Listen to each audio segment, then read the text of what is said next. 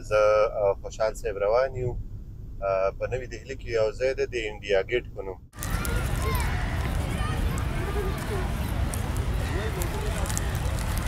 دغه ځای کې چې کومه جګړه ډېره خطرناکه سوې ده چې ډېر قربانیان هندوستان ورکړي دي 1914 نه 1918 کال پورې دغه وخت کې ډېره شدیده جګړه او بالاخره د انډیا تر ګیټه راورسېدو. انډیا ګیټ چې دا د یوې خونړۍ جګړې وروسته جوړ سوی دی.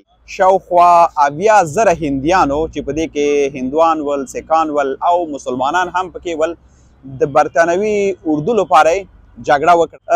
په 1930 کال کې بیا دا بشپړ هره ورځ په سلهاو په لسهاو خلک راځي او د دغه ځای ننداره کوي.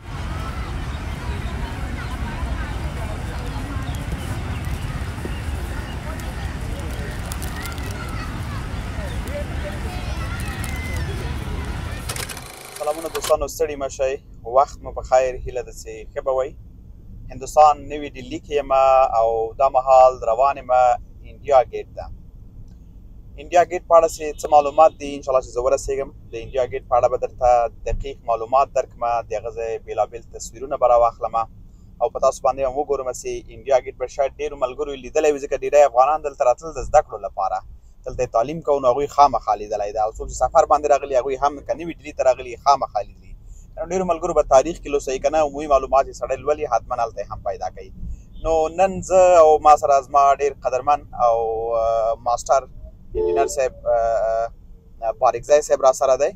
دی هم ما سره لږ چکر وهي، کور یې ودان، دلته ډېره مینه راکړې، ډېر ناز یې راکړی. زه فکر نه کوم چې هغه بېرته ما سره یې هغه کوالټي یا هغه کیسې یا هغه خبرې چې د دغه حق دې زه پوره کړم. خو خیر خدای دې وسه راکړي چې کله د ده موقع پیدا سي او زه ورسره همکاري وکړم.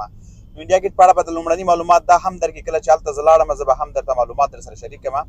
نو انجینر صاحب ته به دا کمره ور واړو. انجینر صاحب تاسو خبرې کوئ، خپل ډریوري هم کوئ. السلام علیکم ملګرو لیدونکو، هیله ده چې ټول روغ او جوړ اوسېږئ.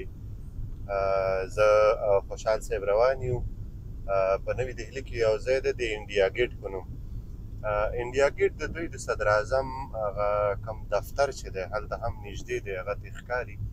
خو په انډیا ګیټ کې دوی زموږ او ستاسو په پغمان کې چې یو باب جوړ دی دروازه، په هغه شکل کې یوه دروازه دوی جوړه کړې ده او د دوی د ازادۍ په جنګ کې چې څومره انسانان هم وژل شوي دي، که هغه مسلمانان دي که هندوان دي که سیکان دي، نو د هغوی یو میموریل یې جوړ کړی، یادګار یې جوړ کړی دی په د کومو تیږو نه چې هغه دروازه جوړه ده د انډیا ګیټ، د هغه ټولو وژل شوي انسانانو نومونه په هغه تیږو لیکل شوي. دلته فکر کوم دا د لومړۍ نړیواله جګړه کې هم دلته هغه څه دویمه نړیواله جګړه کې فکر کوم که لومړۍ نړیواله جګړه وه. خیر دوی خو زه دومره دقیق نه پوهېږم چې دا د کم جنګ دي، خو دوی د ازادۍ په خاطر څو جنګونه کړي دي، یو یې نه دی کړی.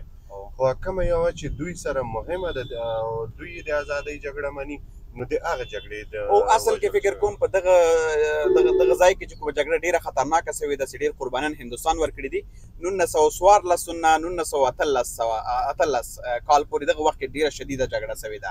بالکل بالکل بالکل. نو غالبا هماغه کوم کسان چې هلته وژله شوي دي په هغې جنګ کې د هماغو نومونه دي، که نه د تاریخ په اوږدو کې دوی د ازادۍ په خاطر ډېر جنګونه کړي دي خو اکثره ناکام شوي دي.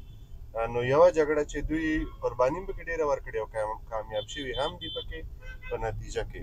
نو ما ته ښکاري چې دا د هماغې جنګ د وژل شوو کسانو نومونه دي چې په هغه تیږو کې نقش شوي دي. اوکې انجینر صاحب تاسو خو دلته ډېر وخت تېر کړی دی، شاوخوا څو کلونه هم تېر کړي دي. اول د کلونو په اړه معلومات راکړه بیا به زه پوښتنه وکړم. زما تقریبا په انډیا کې 10 کاله وشو. 10 کاله کافي عمر. 10 کالو کې دې څه وکړل هندوستان کې؟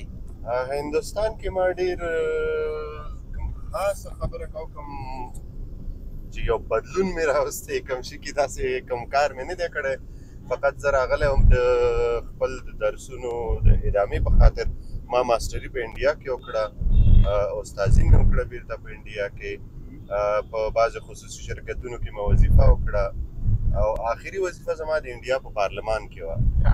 نو هغې نه وروسته بیا زموږ او ستاسو په وطن کې رژیم بدل شو او د پاسپورټونو د ویزو مشکلات شو، نو په هماغه لحاظ اوس شخصي کاروبار کوم ډېره ښه ده. څو ځله په دا 12 کلونو کې دې ځای ته تللی د انډیا ګیټ ته څو ځله تللی سي په یاد ده درته؟ یعنې تعداد خو یې زه نشم ویلی درته خو داسې وختونه هم کېږي چې روزانه یعنې هره ورځ 2 ځله هم زه د انډیا ګیټ وینم 3 ځله لاره ده. دا داسې یو ځای ده چې د ګړګاو نه نویډا ته ځي یعنې د هریانه نه اتر پردیش ته ځي لاره کې هم دا پرېوځي نو که ته وغواړې که ونه غواړې د انډیا ګیټ په څنګ باندې تېرېږي. ډېره مننه معلوماتو نه کور ودان.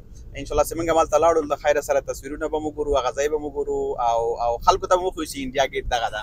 حتما ډېر ښایسته ځای ده ساعت به مو تېر شي انشاءالله ملګري به هم راسره وي بیا به نورې ویډیوګانې ملګري هم ګوري انشاءالله. ډېره مننه لیدونکو. زه به دغه کمره لږ ځان ته کمه چې دغه سیسي لږ جوړه سي که د کمرې سیسو خو لږ سخت ده او د سیلفي خو لږ بیخي سخت دی لاس هم در سره ښه ښایي. نو کله چې انډیا ګیټ ته ورسېدو له خیره سره بیا انشاءالله هلته نورې ویډیوګانې هم کوم د همدې ویډیو په ادامه باندې تاسو به وګورئ انډیا ګیټ کې څه دي څه د لیدلو وړ دي او ولې دا دومره تاریخي یا دومره مهم د هندوستانیانو ته او ولې د سیاحت لپاره جوړ شوی دی د دې ټولو پوښتنو ځواب به زه درکړم خو کله ګیټ ته ورسېږم.